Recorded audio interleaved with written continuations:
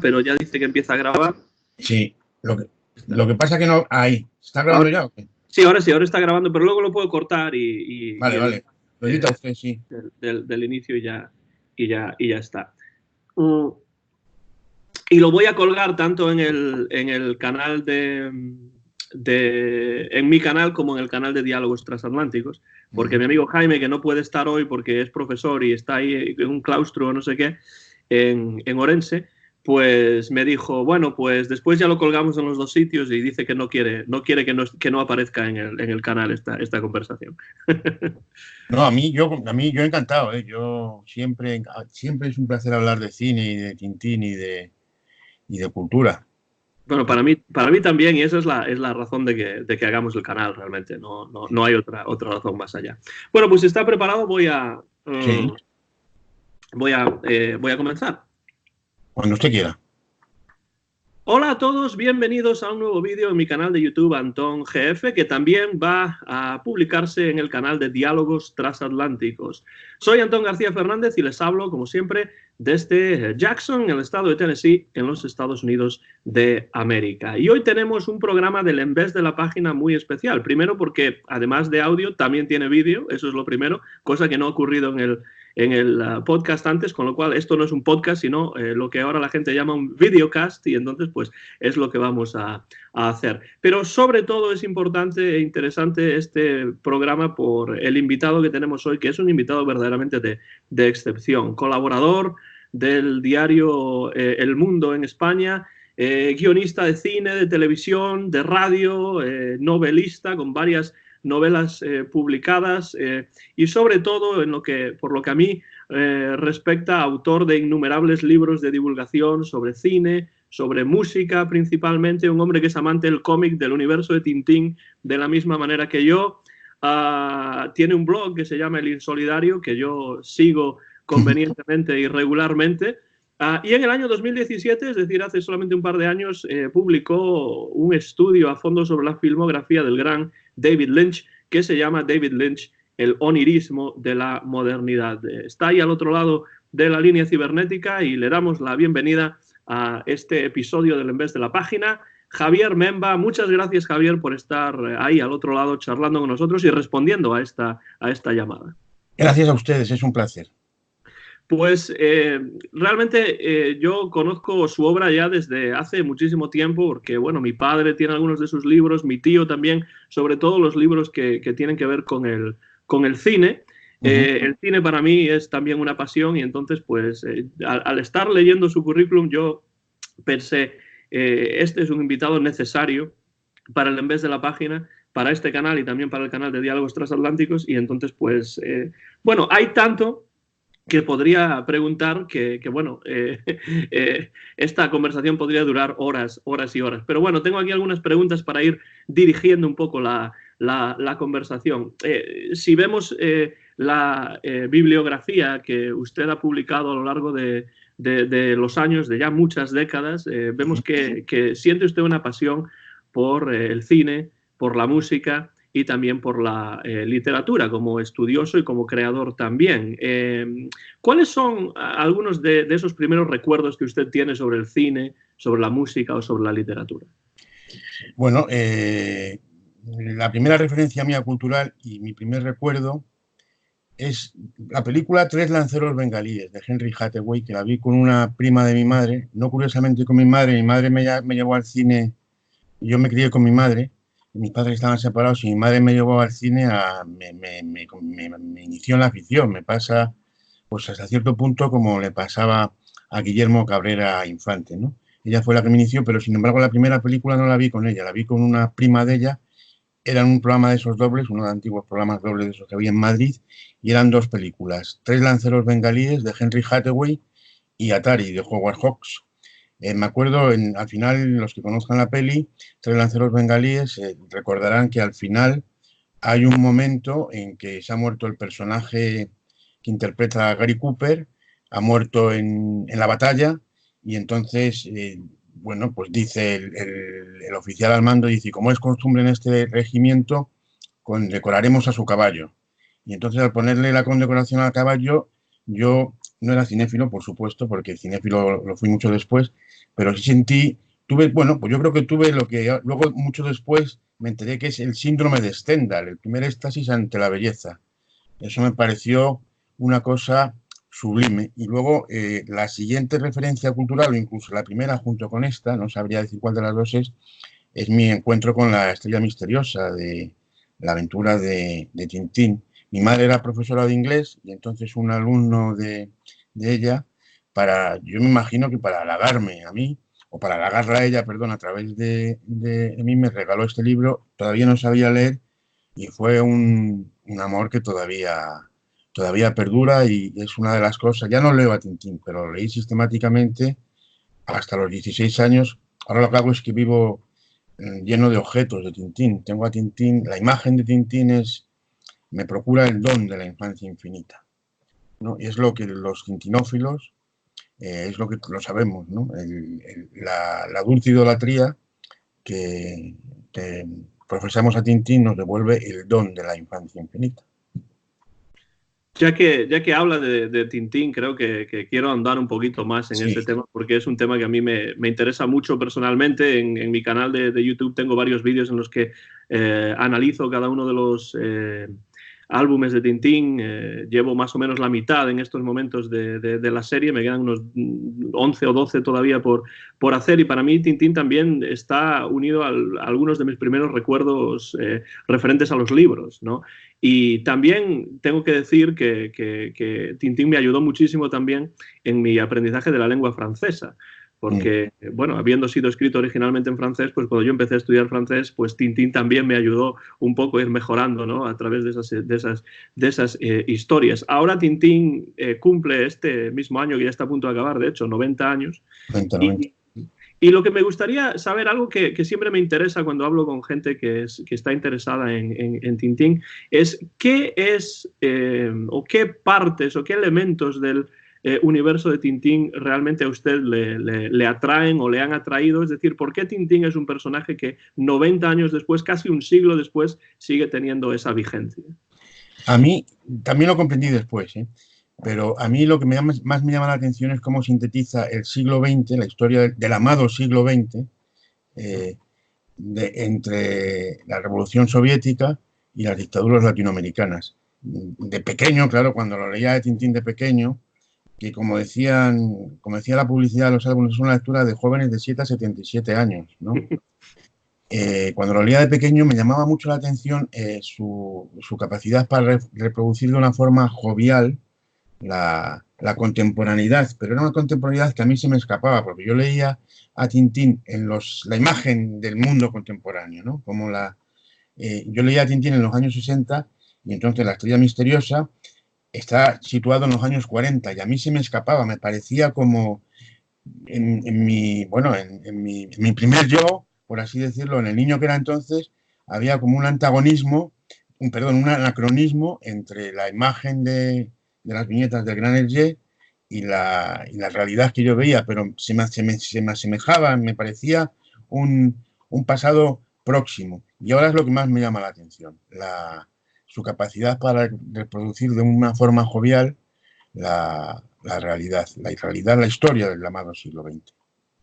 Muchas veces yo creo que en el caso de Tintín, en el caso de Hergé, se malinterpreta mucho del contenido de esos álbumes, ¿no? Cuando estamos hablando, por ejemplo, de los álbumes del inicio, ¿no? Yo siempre pienso que cuando la gente critica algún álbum como Tintín el Congo, por ejemplo, o Tintín el País de los Soviets, bueno, es lógico criticarlo desde un punto de vista del siglo XXI, pero yo creo que hay que tener en cuenta también el contexto histórico y social, ¿no? En el que se publican y se crean estos libros. ¿Usted piensa que son justas esas críticas que a veces recibe Hergé por el contenido de sus libros, o quizá están un poco fuera de contexto? Están muy mal intencionadas. De entrada no se pueden juzgar las cosas fuera de su contexto.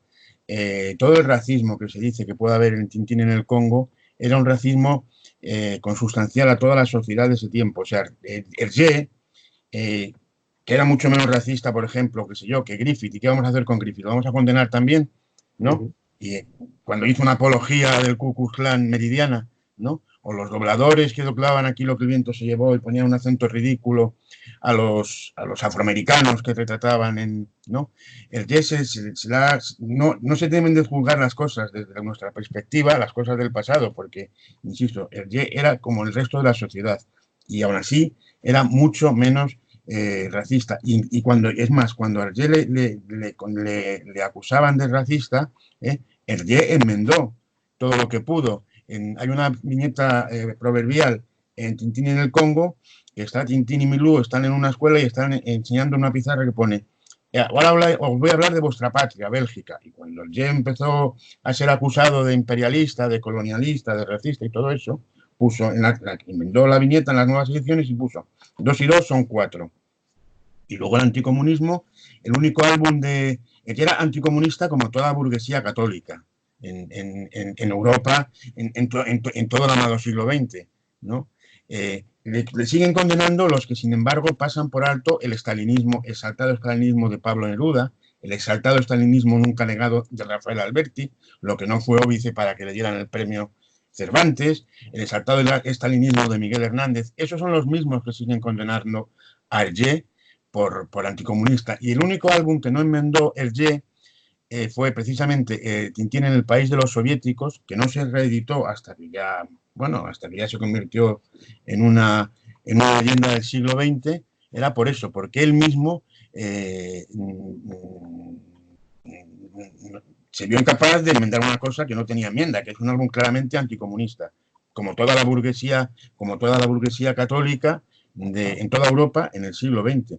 Entonces, sí, juzgarle desde ahora, claro, sí, pero bueno, era mucha gente así. Y además es que los que se quedan con eso, por ejemplo, no se dan cuenta que El Loto Azul es el primer álbum que denuncia la invasión japonesa de China.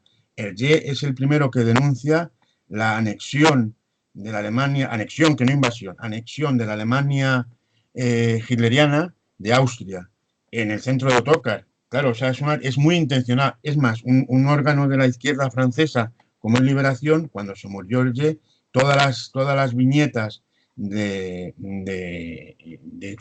sea, todas las ilustraciones del periódico, todas las fotografías se produjeron con ilustraciones de Hergé. Es muy curioso que se digan todas estas cosas que se dicen de Hergé y sin embargo no se digan de Asterix, que es mucho más imperialista, sin duda alguna. Asterix, cuando no entiende una cosa, se lía a puñetazos, una violencia, y Tintín se muestra tolerante, es indigenista mucho antes que lo fuera la izquierda, en el Templo del Sol. O sea, efectivamente, a Tintín, los que amamos a Tintín, los que amamos a Hergé, sabemos quién era Hergé, que era, pues sí, era un señor de la derecha católica, ¿no? Y efectivamente, nunca quiso, era amigo de León Degrelle, uno de los prohombres de los nazis. Bueno, Hitler dijo que el hijo que le hubiera gustado tener, y sin embargo siempre se negó a dibujar para Hergé, para el partido reisista, para el partido de los nazis belgas, que era el de su amigo León Degrelle. Tintín evolucionó, insisto, pasó de rechazar el comunismo al escepticismo de Tintín y los pícaros. Ahí se ve claramente como todas las dictaduras son iguales, como de hecho nos demuestra la experiencia en Latinoamérica, ¿no? Con los redentores de los pobres, que han sido exactamente igual que los redentores de la patria. Sí, además creo que es interesante también ver que Hergé y también Tintín, evidentemente, vivió algunos de los acontecimientos más importantes de la historia mundial durante el siglo XX, acontecimientos que además ponían a Hergé en una situación bastante difícil, como a muchas otras personas en esos momentos, porque claro, cuando tenemos la posibilidad de ver hacia atrás y ver la historia desde una perspectiva actual, pues evidentemente es mucho más fácil hacer juicios de valor, ¿no? Pero estando ahí en el momento es mucho más difícil. Y quien critica, por ejemplo, a Hergé como colaboracionista nazi, se olvida, por ejemplo, del Cetro de Ottokar, que es quizá uno de los álbumes que están más en contra del totalitarismo, el que sea, pero en este caso, evidentemente, estaba claro cuál era. Entonces, ¿qué hacemos con eso? Es decir, si Hergé era colaboracionista nazi, ¿por qué antes de eso publica un álbum como El Cetro de Ottokar? Entonces, yo estoy muy, muy de acuerdo con lo que dice, pero es que además es muy importante también tener en cuenta que, a pesar de todo, en los, pues no sé, 50 o 50 y tantos años en los que Hergé trabajó en Tintín y publicó álbumes de Tintín, se transparenta en esos álbumes, bueno, más allá del contenido, a veces un poco, pues, hay un contenido en algunos de esos álbumes que evidentemente es polémico, ¿no? Desde el punto de vista actual, pero también se transparentan en esos álbumes un contenido que tiene mucho que ver con la educación, como usted decía, católica de Hergé, pero también, y creo que esto es muy importante, con los valores del Boy Scout que él mantuvo a lo largo de toda su vida y que yo creo que se transparentan en las obras, ¿no? Claro. Usted dice, bueno, ustedes en Tennessee lo saben, Hergé era un indigenista. Hergé, como buen Boy Scout, admiraba muchísimo a los nativos estadounidenses, ¿no? Como buen Boy Scout. Y en Tintín en América les rinde varios tributos, ¿no? Yo no sé, el Tintín evoluciona como el pensamiento de la burguesía europea católica en el siglo XX, que va del anticomunismo de los años 20 al escepticismo de los 70. Yo lo veo así. A mí siempre me sorprendió que Hergé hubiese redibujado Tintín en el Congo, pero no Tintín en el país de los soviets. Porque evidentemente los dos son controvertidos a día de hoy, ¿no? Por diferentes razones. Pero creo que lo que usted comentaba antes tiene mucho que ver quizá con la razón, ¿no? Porque evidentemente Tintín, el país de los soviets, es un libro más abiertamente anticomunista, que además tiene que ver con el hecho de que Hergé prácticamente no se estaba documentando nada para hacer estos primeros álbumes. Había leído el Moscú sans voile o Moscú sin velos, que era un libro claramente y abiertamente anticomunista, y entonces pues eso más o menos lo transpuso a las planchas que publicaba diariamente, ¿no? Entonces es un libro que tiene mucha menos aventura real que por ejemplo Tintín en el Congo, y entonces creo que es un libro más difícilmente redibujable que los siguientes, ¿no? Entonces creo que en eso tiene mucha razón en lo que comenta. Sí, yo desde luego estoy convencido que no. De hecho, no se publicó cuando ya empezó. En Vida de Hergé se publicó al final me parece que en los años 70, al final. Hergé muere en el 83 y Tintín en el país. Yo tengo una edición del año 84, así, la primera española. Pero era él mismo el que no quería publicarlo. Hergé, cuando en la posguerra, cuando es acusado de colaboracionista y no le dejan colaborar se ha ido la imagen, no sé si, y no le dejan seguir colaborando con los periódicos, porque había trabajado en el periódico Le Soir, que era un periódico colaboracionista. Había seguido publicando viñetas, era todo lo que había hecho, ¿no? Y mientras está un periodo que lo condenan a lo peor que pueden condenar a una persona que colabore con la prensa, a no poder firmar nada en prensa, él se dedica a homogeneizar el dibujo de todos sus álbumes anteriores, ¿no? Y siempre que le dicen, por ejemplo, cuando iba a hacer una edición estadounidense que tenía peculiaridades, ¿no? Decían, aquí no puede salir pues la escena esa del cangrejo de las pinzas de oro, que salía un africano de color dando con un azote, una vara a un blanco, y él lo quitaba. Él no quería, era una persona de buena voluntad, y cuando le dicen, la acusan de imperialista, enmienda todo lo que puede Tintín en el Congo, y así con todo lo que le dicen los editores de cada país. Y no es él, como sabe que es imposible enmendar el anticomunismo de Tintín en el país de los soviéticos, decide no editarlo, y se edita ya al final cuando ya es pues el Ye quien es ahora. Y eso que decía usted de que efectivamente la gente, el Ye dibuja, Tintín en el país de los soviéticos sin apenas documentarse o documentándose nada más que en las lecturas que le aconseja el padre Ballet, su director espiritual, que era un conocido anticomunista, ¿no? Pues es lo mismo que hacen los conocidos comunistas al criticar hoy por hoy la obra del Ye. Insisto, pasando por alto el exaltado stalinismo de Pablo Neruda, por ejemplo. Como se ha ido la imagen, lo que voy a hacer es voy a pararlo y después yo le veo ahora a usted. Vuelvo a iniciar la grabación y después lo ensamblo, no hay ningún problema. Vale,